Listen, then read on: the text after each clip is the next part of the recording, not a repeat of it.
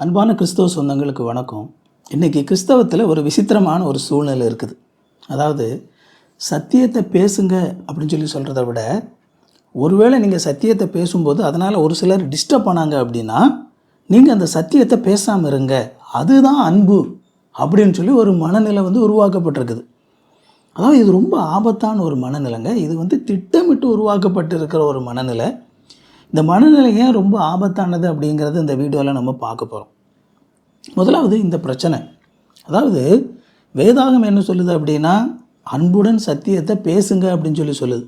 ஆனால் இன்றைக்கி பிரசங்கம் பண்ணக்கூடிய பல நபர்கள் என்ன சொல்கிறாங்க அப்படின்னா, நீங்கள் உண்மையை பேசக்கூடிய நபர்கள் அல்லது சத்தியத்தை சத்தியமாக பேசும் பொழுது அது ஒருவேளை மக்களுக்கு பிடிக்கலை அப்படின்னா, ஒருவேளை அது பிரசங்கம் பண்ணக்கூடிய ஒரு சில பிரசங்கியார்களை, பிரபல பிரசங்கியார்களுடைய தவறை அது சுட்டி காட்டுவதாக இருக்குமானால், நீங்கள் ரொம்ப தப்பு பண்ணுறீங்க, நீங்கள் திருச்சபைக்கு எதிராக நீங்கள் பேசுகிறீங்க, கிறிஸ்தவத்திற்கு எதிராக நீங்கள் பேசுகிறீங்க, பொது வழியில் நீங்கள் கிறிஸ்தவத்தை அசிங்கப்படுத்துகிறீங்க, நீங்கள்லாம் அமைதியாக தான் இருக்கணும். இந்த மாதிரிலாம் மக்களுக்கு பிடிக்காத விஷயத்தை, ரொம்ப முக்கியமாக பெரிய பெரிய பிரசங்கியார்களை எக்ஸ்போஸ் பண்ணுற மாதிரியான, அவங்க செய்யக்கூடிய தவறுகளை சுட்டி காட்டுற மாதிரியான விஷயங்கள்லாம் நீங்கள் பொது வழியில் பேசக்கூடாது, அது பிரிவினையை உண்டாக்குற மாதிரி அப்படின்னு சொல்லி சொல்லப்படுது. இது பாருங்கள், இது மிக மிக ஆபத்தான ஒரு மனநிலை. ஓகேங்களா? ஆனால் நம்ம வேதாகமத்தில் நம்ம பார்க்கும் பொழுது, வேதாகமத்தில் சத்தியத்தை சத்தியமாக பேசணும் அப்படின்னு சொல்லி தான் சொல்லப்பட்டிருக்குது. ஏன் நாம் எப்போதுமே விசுவாசிகள் அல்லது கிறிஸ்தவர்கள் சத்தியத்தை எந்த ஒரு காம்ப்ரமைஸும் இல்லாமல் பேசணும் தெரியுமா? அந்த அடிப்படையில் தான் கிறிஸ்தவமே அமைஞ்சிருக்குது. அதுதான் கிறிஸ்தவத்தினுடைய அஸ்திபாரம். ஓகேவா? அந்த அஸ்திபாரம் இல்லாமல் சத்தியத்தை நாங்கள் பேசுவோம், அது யாருக்கு பிடிச்சாலும் சரி பிடிக்காவிட்டாலும் சரி, நாங்கள் சத்தியத்தை பேசுவோம் அப்படிங்கிற அந்த ஃபவுண்டேஷனில் தான் பார்த்தீங்க அப்படின்னா கிறிஸ்தவம் இருக்குது. இப்போ உதாரணத்துக்கு இயேசு கிறிஸ்துவே ஆண்டவர் அப்படிங்கிற அந்த உண்மையை நம்ம எடுத்துக்கிட்டோம் அப்படின்னா, இந்த உண்மை உலகத்தில் நிறைய பேருக்கு பிடிக்காதுங்க. கிறிஸ்தவத்தின் மேலே பொதுவாக மற்றவங்க, கிறிஸ்தவர் அல்லாதவங்க வைக்கக்கூடிய ஒரு மிகப்பெரிய ஒரு குற்றச்சாட்டு என்னன்னு சொல்லி பார்த்தீங்க அப்படின்னா, எக்ஸ்க்ளூசிவிட்டி. அதாவது நீங்கள் எக்ஸ்க்ளூசிவிட்டி பேசுகிறீங்க, இயேசு கிறிஸ்து மட்டும்தான் ஆண்டவர்னு சொல்லி சொல்கிறீங்க, நீங்கள் வேதாகமத்தில் யார் கடவுள்னு சொல்லி போட்டிருக்குதோ அதை மட்டும்தான் நீங்கள் கடவுள் அப்படின்னு சொல்லி சொல்கிறீங்க, நீங்கள் ரொம்ப குறுகின மனநிலை உள்ளவங்களாக இருக்கிறீங்க, உங்களுக்கு பரந்த மனநிலை இல்லை. ஏன்னா மற்ற கடவுள்களை எல்லாம் கடவுள்களாக ஏற்றுக்கொள்கிறதுக்கு உங்களுக்கு மனசில் என்ன இல்லை, ஒரு பரந்த மனப்பான்மை உங்களுக்கு இல்லை அப்படிங்கிறது இன்றைக்கு கிறிஸ்தவத்தின் மேலே காலங்காலமாக வைக்கப்பட்டு வரக்கூடிய ஒரு குற்றச்சாட்டு. இப்போ அது பார்த்தீங்க அப்படின்னா, இன்றைக்கி கிறிஸ்தவம் பல இடங்களிலே பலவிதமான இன்னல்களுக்கு உள்ளாகுது. இப்போது நாம் இந்த ஒரு விஷயத்தில் மட்டும் நாம் கொஞ்சம் காம்ப்ரமைஸ் பண்ணிக்கிட்டோம்னு சொல்லி வச்சுக்கோங்களேன். இயேசு கிறிஸ்துவ மட்டும்தான் கடவுள்னு சொல்லிலாம் இல்லைங்க, இயேசு கிறிஸ்துவ மூலமாக மட்டும்தான் ரட்சிப்பு கிடைக்கும்லாம் கிடையாதுங்க. எல்லா ரிலீஜனும் ஒன்று தான். எல்லாம் எப்படி எல்லாரும் கடைசியாக போய் கடலில் போய் கலக்குதோ அதே மாதிரி தான் எல்லா ரிலீஜனும் ஒரே மாதிரி எல்லாம் கடைசியாக கடவுள் இடத்துல போய் சேர்ந்துருதுங்க. அந்த மாதிரி அதில் ஒரு ஆறு இயேசு கிறிஸ்து அவ்வளவுதான் அப்படின்னு சொல்லி நாம் காம்ப்ரமைஸ் பண்ணிக்கிட்டோம் அப்படின்னா, இன்றைக்கி உலகத்தில் நம்மளை இருகரம் விரித்து வரவேற்று அணைத்து கொள்றதுக்கு ஒரு பெருங்கூட்டம் ஆயத்தமாக இருக்குது. ஓகேவா? ஆனால் நாம் அதை செய்யலை அப்படிங்கிறதுக்காக நாம் வெறுக்கப்படுகிறோம், பகைக்கப்படுகிறோம். ஓகேவா? இயேசு கிறிஸ்து மட்டுமே ஆண்டவர், அவர் மட்டுமே இரட்சகர், அவரால் மட்டுமே மீட்பு அப்படிங்கிறத நாம் பேசும் பொழுது அது பல நபர்களை டிஸ்டர்ப் பண்ணுது. ஓகேவா? ஆனால் அதை பற்றியெல்லாம் நம்ம என்ன செய்ய முடியாது, வருத்தப்பட முடியாது. ஏன்னா வேதாகமும் மிக தெளிவாக அதை சொல்லுது. அதனால் அதை நம்ம என்ன செய்யணும், பேசத்தான் செய்யணும். இப்போது இதே விஷயத்தை அப்படியே எடுத்துக்கிட்டு அந்த இயேசு கிறிஸ்துவை குறித்த அந்த சத்தியம் மட்டும் இல்லாமங்க, மற்ற எல்லா சத்தியத்துக்கும் இதே பிரின்சிபிள் தான் அப்ளை ஆகும் அப்படிங்கிறத நம்ம புரிந்து கொள்ளணும். ஏன்னா இந்த ஃபவுண்டேஷன்லேருந்து தான் வேறு எல்லாமே என்ன செய்யுது, வருது. அப்போது மற்ற விஷயங்களை பேசும் பொழுது, ஓகேவா, மற்ற விஷயங்களை வேதாகம் இப்படி தாங்க சொல்லுது அப்படின்னு சொல்லி சொல்லும் பொழுது ஒரு சில பிரபல பிரசங்கியார்கள் அதை வேறு மாதிரி பேசுகிறாங்க அப்படிங்கிறதுக்காகவோ, துரதிர்ஷ்டவசமாக இன்னைக்கு தவறான போதனைகள், வேறு விதமாக பேசக்கூடிய விஷயங்கள் வந்து பிரபலமடைந்து விட்டது அப்படிங்கிறதுக்காக, நம்ம உண்மையை பேசும்போது அவங்க டிஸ்டர்ப் ஆகுறாங்க அப்படிங்கிறதுக்காக நம்ம வந்து உண்மையை பேசாமல் இருக்க முடியாது. ஓகேங்களா? இது ரொம்ப ரொம்ப முக்கியமானது. பொது வழியில் நீங்கள் வந்து சத்தியத்தெல்லாம் இப்படி பேசாதீங்க அப்படின்னு சொல்லி சொல்கிறது மிக மிக தவறானது. சத்தியத்தை வந்து மறைச்சிட்டு மௌனமாக இருக்கிறது அப்படிங்கிறது ரொம்ப ரொம்ப ஆபத்தானது. அதுவும் ரொம்ப முக்கியமாக நாம் உண்மையை அடமானம் வச்சு நாம் ஒரு போலித்தனமான ஒரு சமாதானத்தை நம்ம நாடுவோமானா அதுதான் மிக மிக ஆபத்தானது. ஓகேங்களா? எதுக்காக எதை சாக்ரிஃபைஸ் பண்ணுறோம் அப்படிங்கிறது ரொம்ப முக்கியமானது. நம்மளுடைய கடவுளையே நம்ம அடமானம் வச்சு நம்ம கடவுள் சொல்லாத ஒரு சமாதானத்தை நம்ம பாதுகாக்கிறதுக்கு முயற்சி பண்ணுவோமானா அது ரொம்ப ரொம்ப ஆபத்தானது. இன்றைக்கி பல சபை தலைவர்கள், ஊழியர்கள் எல்லாம் இன்றைக்கி வந்து ஒரு தவறான போதனையை வந்து சுட்டி காட்டுறதுக்கு பயப்படுறாங்க, தயங்குறாங்க. ஏன்னா அவங்களுடைய சபை வந்து குழப்பம் அடைஞ்சிருமோ, அவங்களுடைய சபை வந்து பிரிஞ்சிருமோ அப்படிலாம் நினைக்கிறாங்க. அவங்கள பொறுத்த வரைக்கும் என்ன அப்படின்னா, மக்களை வந்து என்ன செஞ்சுக்கணும், நம்ம தக்க வைத்து கொள்ளணும் அப்படின்னு சொல்லி தான் நினைக்கிறாங்களே ஒழிய உண்மையை பேசுவதற்கு தயங்கி நிற்கிறாங்க. இன்ஃபேக்ட் அவங்க எப்பொழுதுமே சத்தியத்தை சத்தியமாக பேசக்கூடிய நபர்களாக இருந்திருந்தாங்க அப்படின்னா அவங்களுடைய திருச்சபையில் ஒரு போலித்தனமான விஷயத்தை, தவறான விஷயத்தை நம்பக்கூடியவங்க உள்ளே வந்திருக்க மாட்டாங்க. ஓகேவா? ஸோ அது பேசிக். பல பேர் அதையும் செய்கிறதில்ல. ஆனால் அதுக்கப்புறமும் கூட எப்பொழுதுமே அவங்களுடைய வாழ்க்கையில் என்ன செய்கிறதில்ல, உண்மை பேசுகிறதில்ல. ஆனால் நம்ம வேதாகமத்தில் நம்ம பார்க்கும் பொழுது போதகர்கள் என்ன பேசுகிறாங்க அப்படிங்கிறது ஒரு பக்கம் இருந்தாலும், திருச்சபை மக்கள் போதகர் என்ன பேசுகிறாரு அப்படிங்கிறத அவங்க வேதாகமத்தின் அடிப்படையில் அதை ஆராய்ச்சி பண்ணி அதனுடைய உண்மையை அறிய வேண்டியது முக்கியம் அப்படின்னு சொல்லி வந்து வேதாகமம் சொல்லுது. ஒருவேளை இதை கேட்டுட்ருக்கிற நீங்கள் ஒருவேளை ஒரு விசுவாசியாக இருப்பீங்க அப்படின்னா கடவுள் உங்களுக்கு ஒரு பொறுப்பு கொடுத்துருக்காருங்க. என்ன பொறுப்பு தெரியுமா? நீங்கள் நீங்கள் போகிற திருச்சபையில் உள்ள போதகர் பண்ணுற பிரசங்கம் வேதாகம் அடிப்படையிலானது தானா அப்படிங்கிறத ஆராய்ந்து பார்த்து, அது வேதாகமம் சொல்லுகிறபடி தான் அவர் சொல்லுகிறார் அப்படிங்கிறத அதை புரிந்து கொண்டு தான் அதை ஏற்றுக்கொள்ள வேண்டும் அப்படிங்கிறதான் கடவுள் உங்களுக்கு கொடுத்துருக்கிற அந்த நியதி. அவர் என்ன சொன்னாலும் அதை கண்மூடித்தனமாக ஏற்கணும் அப்படின்னு சொல்லி கடவுள் எந்த ஒரு விசுவாசியையுமே வந்து நிர்பந்திக்கவே இல்லை. இது ஆண்டவர் ஒவ்வொரு விசுவாசிக்கும் கொடுத்துருக்கக்கூடிய ஒரு உரிமை அப்படின்னு சொல்லி வந்து நம்ம சொல்லலாம். நம்ம அப்போஸ்தலர் 17வது அதிகாரம் 11வது வசனத்தில் நம்ம பார்க்கும்போது, பெரயா பட்டணத்து விசுவாசிகள், அப்போஸ்தலனாகிய பவுல் போய் அங்கே இயேசு கிறிஸ்துவை அவர் பிரசங்கிக்கிறாரு. ஆனால் பெரயா பட்டணத்தில் உள்ள விசுவாசிகள் காரியம் இப்படி இருக்குதா அப்படின்னு சொல்லி வந்து அவங்க வேத வசனத்தை ஆராய்ந்து பார்த்தாங்க அப்படின்னு சொல்லி வந்து அவங்களை குறித்த ஒரு நல்ல ஒரு சர்டிஃபிகேட் அங்கே கொடுக்கப்படுது. பவுல் ஒரு பெரிய ஒரு அந்த காலத்தில் அவர் ஒரு நல்ல ஒரு கல்வி அறிவு பெற்றவர் இல்லையா, நல்ல ஒரு ரபியாக அவர் இருந்தவர், ஒரு மிக பிரபலமான ஒரு ரபியினுடைய பாதத்தில் உட்கார்ந்து அவர் கல்வி கற்றவர். அதெல்லாம் இருக்குது அப்படிங்கிறதுக்காக பவுல் போய் பேசின உடனே அவங்க அப்படியெல்லாம் அக்செப்ட் பண்ணல. அவங்க பவுல் பேசுகிறத கேட்டாங்க, பவுல் பேசுகிறது சரிதானா அப்படின்னு சொல்லி அவங்க வேதாகமத்தை ஆராய்ச்சி பண்ணாங்க. ஆமாங்க, அவர் சொல்கிறது கரெக்டாக தான் இருக்குது, வேதாகமம் அப்படி தான் சொல்லுது அப்படின்னு சொல்லி அதை தெரிஞ்சுக்கிட்டு தான் அவங்க அக்செப்ட் பண்ணாங்க. இது வந்து ஒவ்வொரு திருச்சபையும் செய்ய வேண்டிய ஒரு விஷயம், ஒவ்வொரு விசுவாசியும் செய்ய வேண்டிய விஷயம். இது திருச்சபைக்கு கற்றுக் கொடுக்கப்படலை இன்னைக்கு. இது இன்றைக்கு விசுவாசிக்கு கற்றுக் கொடுக்கப்படலை. ஏன் தெரியுமா? என்னைக்கு ஒரு விசுவாசி சிந்திக்க ஆரம்பிக்கிறானோ, என்னைக்கு ஒரு திருச்சபை சிந்திக்க ஆரம்பிக்குதோ, அதுக்கப்புறமா வந்து அங்கே ஏமாத்து வேலை பண்ண முடியாது. அதனால் நீ சிந்திச்சிடாத, நீ சிந்திச்சா ஆபத்து. நீ கேள்வி கேட்டுறாத, கேள்வி கேட்பது வந்து அது கடவுளுக்கு விரோதமான செயல். நீ இந்த மாதிரி கேள்வி கேட்ட அப்படின்னா கடவுள் உன்னை சபிச்சிருவார்.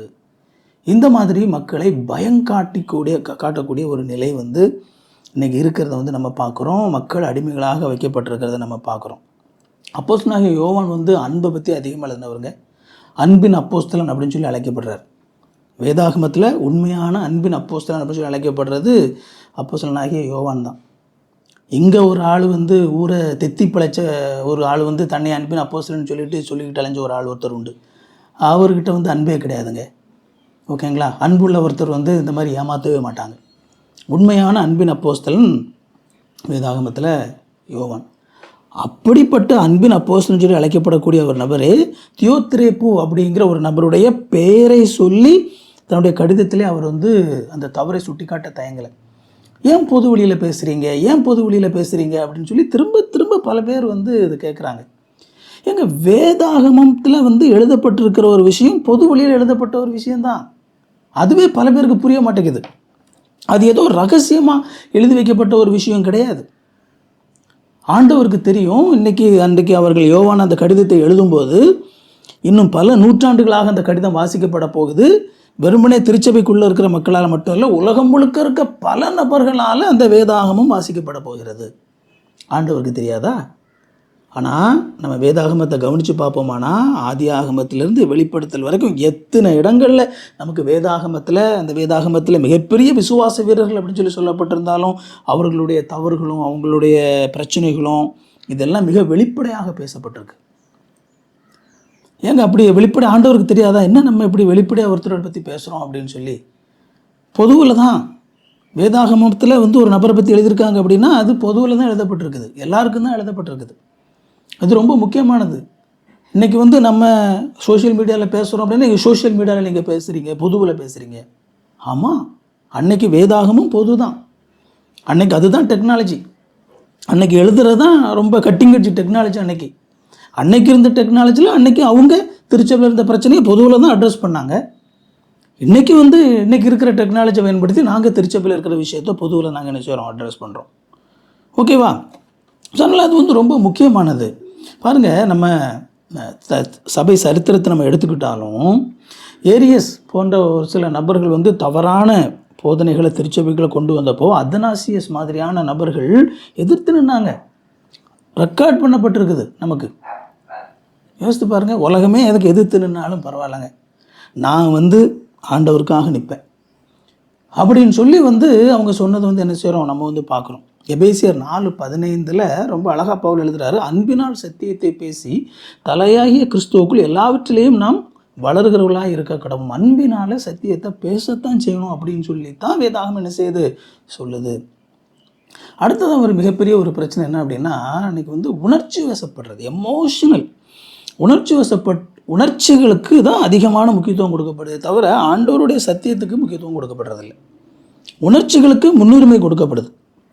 கடவுளுடைய வார்த்தை புறக்கணிக்கப்படுகிறது. அது வந்து ரொம்ப ரொம்ப ஆபத்தானது அப்படிங்கிறத நம்ம வந்து பார்க்குறோம். வேதாகமத்தில் வந்து எப்பொழுதுமே வந்து நம்ம பார்க்கும்போது ஆண்டவருடைய வார்த்தை முழுமையானது, ஆண்டவருடைய சத்தியம் முழுமையானது. அது என்ன சொல்லுதோ அது முழுமையானது அப்படிங்கிறத வேதாகமம் திட்டமும் தெளிவாக என்ன செய்யுது, சொல்லுது. இதில் பாருங்கள், வேதாகமம் ஒரு விஷயத்தை பற்றி பேசும் பொழுது ஆண்டவருடைய சத்தியம் ஒரு விதத்தில் வெளிப்படுத்தப்பட்டிருக்கும் பொழுது அதற்கு விரோதமாக ஒரு சில நபர்கள் செயல்படுவார்களானால் அது வந்து பேசப்பட வேண்டும். 1 தீமோத்தேயு 1:20 அவர் பவுல் எழுதும்போது பேரை சொல்லி வந்து சொல்கிறார், இமெனேயு, அலெக்சாந்தர் இவங்கெல்லாம் சத்தியத்துக்கு என்ன செய்கிறாங்க, எதிர்த்து நிற்கிறாங்க அப்படின்னு சொல்லி அவர் என்ன செய்கிறாரு, பெயர்களை குறிப்பிட்டு அவர் எழுதுகிறார். இது வந்து ஏதோ அந்த நபர்கள் மேலே அவருக்கு இருக்கக்கூடிய ஒரு தனிப்பட்ட வெறுப்புனால் அவர் எழுதுகிறாரா? அவருக்கும் இவங்களுக்கு என்ன சொத்து பிரச்சனையா? இல்லைங்க, திருச்சபை காக்கப்பட வேண்டும், மந்தை காக்கப்பட வேண்டும். ஓநாய்கள் மந்தைக்குள்ளே வந்து மந்தையை என்ன செஞ்சிடக்கூடாது, பீறி போட்டு விடக்கூடாது.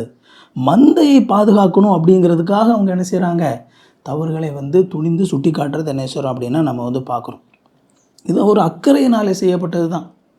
அக்கறையோடு தான் அவங்க திருச்சபை பாதுகாக்கணும் அப்படிங்கிறதுக்காகத்தான் அதை செய்கிறாங்க. மார்ட்டின் லூத்தர் முதலாக வந்து அவர் அன்றைக்கு இருந்த திருச்சபையில் இருந்த அந்த சீர்கேடுகளை அவர் எதிர்த்து நின்ற போது அவருக்கு யாரும் சப்போர்ட்லாம் பண்ணலை. அன்றைக்கி அவர் பொதுவில் தான் அவர் வந்து அன்றைக்கி திருச்சபையில் இருந்த சீர்கேடுகளை அவர் எதிர்த்தார். அவர் எழுதி கொண்டு போய் திருச்சபையில் ஒரு வாசலில் கொண்டு போய் என்ன செஞ்சார், அடித்து வச்சுட்டு வந்துட்டார். என்னென்ன பிரச்சனை திருச்சபையில் இருக்குது அப்படிங்கிறத வாசலில் கொண்டு போய் ஆணி அடித்து வச்சுட்டு வந்துட்டார். பொதுவில் தான் பேசினார். அன்றைக்கி அவர் வந்து அன்றைக்கி எல்லா உலகமே அவரை எதிர்த்துச்சு. நீங்கள் வந்து தப்பு பண்ணுற அப்படின்னு சொல்லி அவரை வந்து என்ன செஞ்சாங்க, எதிர்த்தாங்க. அவருக்கு முன்னாடி இதே மாதிரியான விஷயத்தை செய்ய முயன்ற நபர்களை வந்து கொலை கூட பண்ணாங்க. ஆனாலும் அதுக்காக வந்து அவர் அமைதியெல்லாம் இருந்துடலை. ஓகேவா? அப்போ அவர் திருச்சபையை சரி பண்ணணும்னு தான் நினைச்சார். அவர் திருச்சபையை பிளவுபடுத்தணும்லாம் நினைக்கல. அவர் திருச்சபையை சரி பண்ணணும்னு சொல்லி நினைச்சார். திருச்சபை அன்னைக்கு இருந்த கேடுகட்டு அந்த திருச்சபை கேடுகட்டு போய் இருந்துச்சு. அவர் கழுத்து பிடிச்சி வெளியே தள்ளினாங்க. இதுதான் நடந்துச்சு. அதுக்கப்புறம் அவர் கழுத்து பிடிச்சி அவர் வெளியே தள்ளினதுக்கப்புறமா அவர் சொல்கிறது உண்மை அப்படின்னு சொல்லி புரிந்து கொண்ட நபர்கள் அவரை பின்பற்றினாங்க.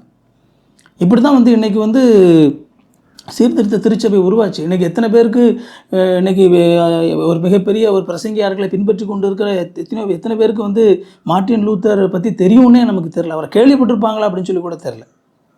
ஏன் இன்றைக்கி சீர்திருத்த திருச்சபை என்று ஒன்று உருவாச்சு? எப்படி அந்த சீர்திருத்த திருச்சபை உண்டாச்சு?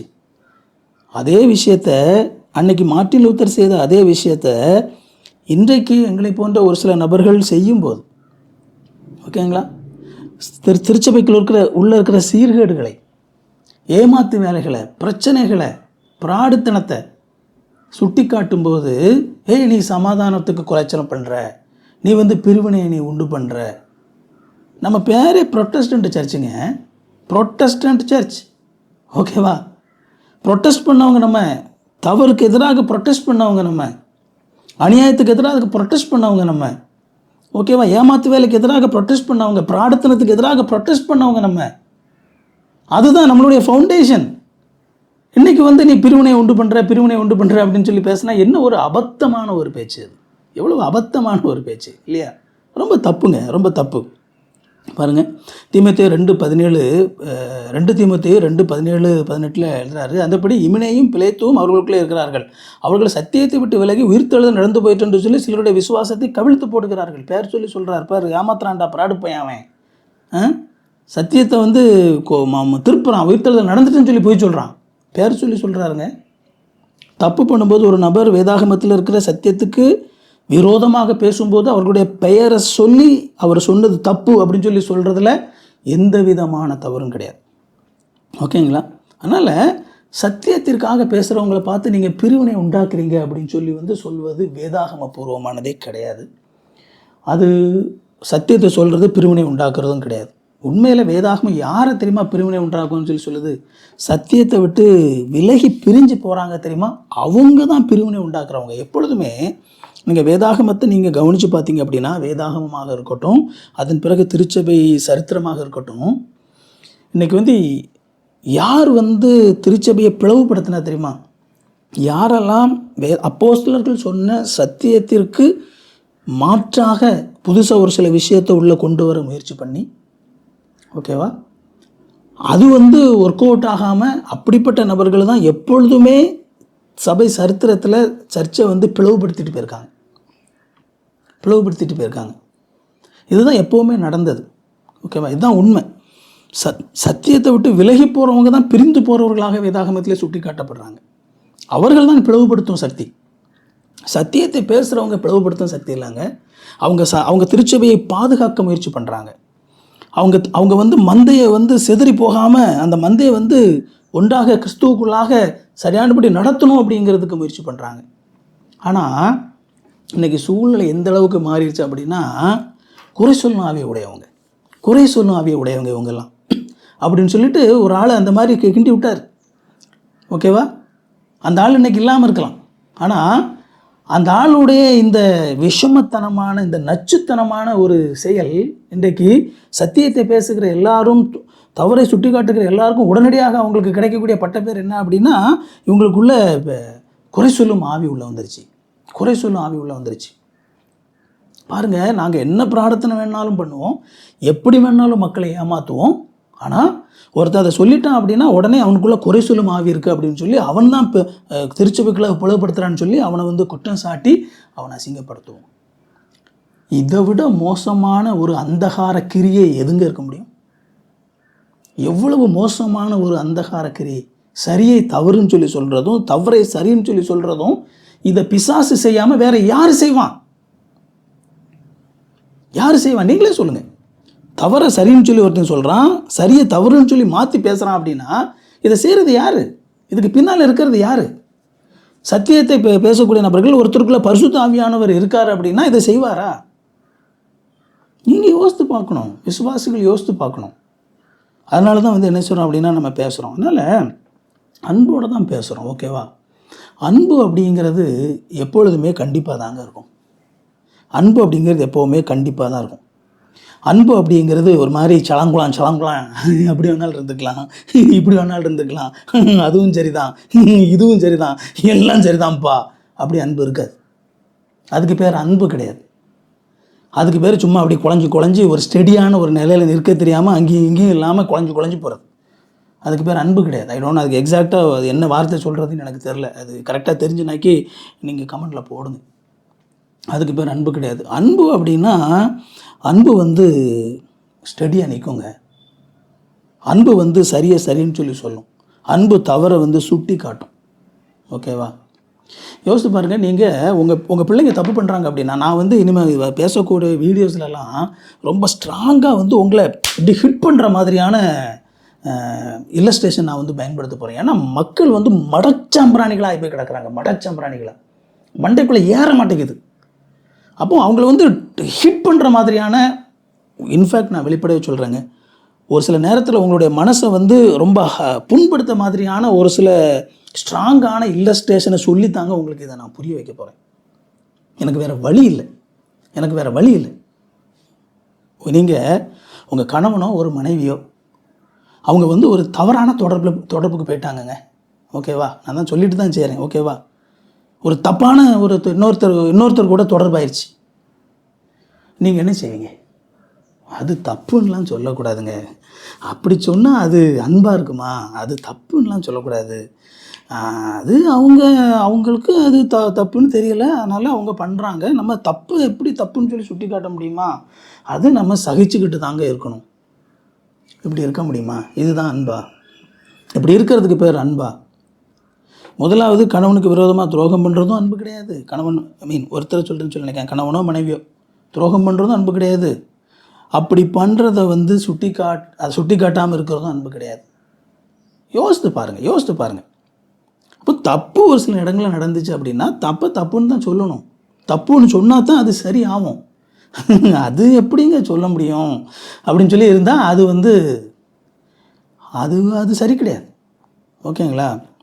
அதனால் இங்கே ரோமர் 16:17 வந்து அப்போஸ்தலனாகிய பவுல் வந்து சுட்டி காட்டுறார். சகோதரரை, நீங்கள் கற்றுக்கொண்ட உபதேசத்திற்கு விரோதமாய் பிரிவினைகளையும் இடர்களையும் உண்டாக்குதல் குறித்து எச்சரிக்கையாக இருந்து அவர்களை விட்டு விலக வேண்டும் என்று உங்களுக்கு புத்தி சொல்லுகிறேன். வேதாகமம் என்ன சொல்லுதோ அந்த உபதேசத்திற்கு விரோதமாக பேசி அவங்க தான் பிரிவினை உண்டு பண்ணுறவங்க, அவங்க தான் இடர்களை உண்டு பண்ணுறவங்க. யார்? வேதாகம சத்தியத்திற்கு விரோதமாக பேசக்கூடிய நபர்கள். அப்படிப்பட்டவங்களை விட்டு விலகுங்க அப்படின்னு சொல்லி வந்து வேதாகமம் என்ன செய்து சுட்டி காட்டுது. அதனால் தயவுசெய்து நான் உங்களுக்கு வந்து உங்கள்கிட்ட சொல்ல விரும்புகிற ஒரு சில விஷயங்கள் இது தான். முதலாவது, எந்த ஒரு போதனையும் கேட்கும்போது வேதாகமத்தை ஆராய்ச்சி பண்ணி பாருங்கள். வேதாகமம் இதை சொல்லுதா? ஒரு சில நேரத்தில் மேலோட்டமாக பார்க்கும்போது சொல்கிற மாதிரி தெரியும், ரொம்ப அழகாக ட்விஸ்ட் பண்ணுவாங்க. ஆனால் நீங்கள் கவனமாக வேதாகமத்தை ஆராய்ச்சி பண்ணும் பொழுது தான் அங்கே ஆண்டவர் மிக தெளிவாக நமக்கு வேதாகமத்தில் எல்லாத்தையும் விளக்கியிருக்கிறார். மேலோட்டமாக ட்விஸ்ட் பண்ணலாம், ஆனால் கவனமாக வேதாகமத்தை கற்றுக்கொள்ளக்கூடிய நபர்களை யாரும் ஏமாற்ற முடியாது. வேதாகமம் அவ்வளவு தெளிவாக உண்மைகளை கற்றுக் கொடுக்குது. அதனால் ஆண்டவருடைய சத்தியத்துக்கு முக்கியத்துவம் கொடுத்து, ஆண்டோடைய வசனத்துக்கு முக்கியத்துவம் கொடுத்து முதலாவது சத்தியத்தை கற்றுக்கொள்ளுங்க. ரெண்டாவது, இந்த மாதிரி நீங்கள் ஒரு சத்தியத்தை கற்றுக்கொண்டதுக்கப்புறமா நீங்கள் அதை பற்றி மற்றவங்களிடத்தில் பேசும்போது எல்லாருக்கும் என்ன பட்டம் கிடைக்குதோ அதே பட்டம் தான் உங்களுக்கும் கிடைக்கும். பிரிவினை உண்டு பண்ணுறவங்க, குறை சொல்லும் ஆவியை உடையவங்க, இப்படிலாம் தான் உடனடியாக சொல்லுவாங்க. ஏன்னா சூழல் அப்படி இருக்குது.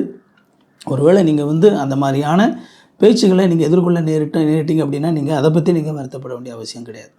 ஏன்னா நீங்கள் கிறிஸ்துவுக்கு தான் உண்மையாக இருக்க அழைக்கப்படுறீங்களே தவிர எந்த ஒரு மனுஷனையும் நீங்கள் வந்து என்ன சொல்கிறானோ அவனை சப்போர்ட் பண்ணுறதுக்கு நீங்கள் அழைக்கப்படலை. ஆண்டவருடைய வசனம் இதை சொல்லுதுங்க அப்படின்னு சொல்லி சொல்கிறதுக்கு தான் நீங்கள் அழைக்கப்பட்டிருக்கீங்க. ஒரு மனுஷன் என்ன சொல்கிறான் அப்படிங்கிறத டிஃபெண்ட் பண்ண வேண்டிய அவசியமே உங்களுக்கு கிடையாது. ஓகேவா? அதனால் மனுஷன் செய்யக்கூடிய தவறுகளை வந்து சொல்லும்போது உங்களுக்கு இன்ஃபேக்ட் கெட்ட பேர் கிடச்சி அப்படின்னா வேதாகமம் சொல்லுது நீங்கள் பாக்கியவான்கள் அப்படின்னு சொல்லி தான் சொல்லுது. ஓகேவா? மூணாவது, அன்போடு பேசுங்க. ஓகேவா? ஓகே, அவங்க செய்கிற தவறுகளை நம்ம பேசுகிறோம், உண்மைதான். ஆனால் அதே நேரத்தில் அதை வந்து ஹார்ஷாக பேச வேண்டிய அவசியம் கிடையாது. அன்போடு அதை பேசுங்க. நல்ல கனிவான வார்த்தைகளாலும் அன்பான வார்த்தைகளாலும் அவங்களுக்கு என்ன செய்யுங்க, அவங்க செய்கிற தவறுகளை வந்து சுட்டி காட்டுங்க. சபை அப்படிங்கிறது சத்தியத்துக்கு தூணும் ஆதாரமாக இருக்க அழைக்கப்பட்டிருக்கிற ஒரு விஷயம். திருச்சபையில் இருக்கிற விசுவாசிகளாகிய நாம் தான் அந்த சபை. அந்த திருச்சபையாக நாம் வந்து ஆண்டவருடைய சத்தியத்திற்கு தூணும் ஆதாரமாக எப்போவுமே இருந்து என்ன செய்யணும், அதை வந்து பேசணும். அதனால் நம்ம ஒருவர் நேசிக்கணும், உண்மைதான். ஆனால் அந்த நேசம், அந்த அன்பு அப்படிங்கிறது நாம் ஆண்டவரையே விட்டு கொடுத்துட்டு காட்ட வேண்டிய அன்பு கிடையாது. ஓகேவா? ஆண்டவரை புறக்கணிச்சிட்டு ஆண்டவருடைய வார்த்தையை புறக்கணிச்சிட்டு சத்தியத்தை புறக்கணிச்சிட்டு காட்ட வேண்டிய அன்பு கிடையாது.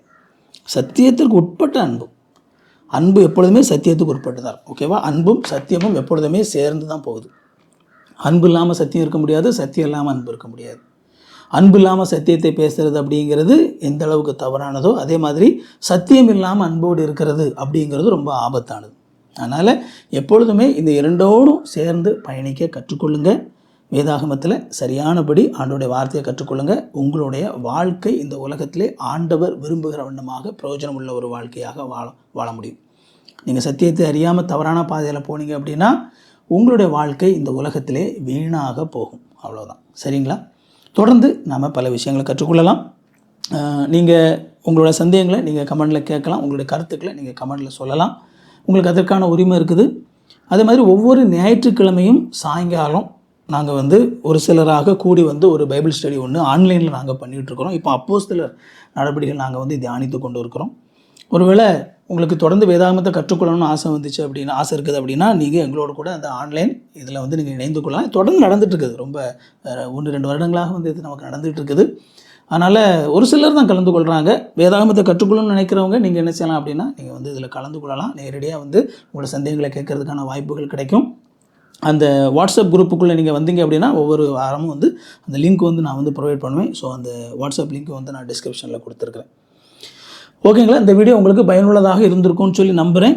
இது உங்களுக்கு பயனுள்ளதாக இருந்ததுன்னா லைக் பண்ணிக்கோங்க. உங்கள் நண்பர்கள் உறவினர்களுக்கும் பயனுள்ளதாக இருக்கும்னு நினச்சிங்கன்னா அவங்களுக்கு இதை ஷேர் பண்ணி விடுங்க. சேனலை சப்ஸ்கிரைப் பண்ணிக்கோங்க. இன்னும் நிறைய பேருக்கு இந்த வீடியோ போய் சேரும். இன்னொரு வீடியோவில் சந்திப்போம். தேங்க்யூ. God bless you.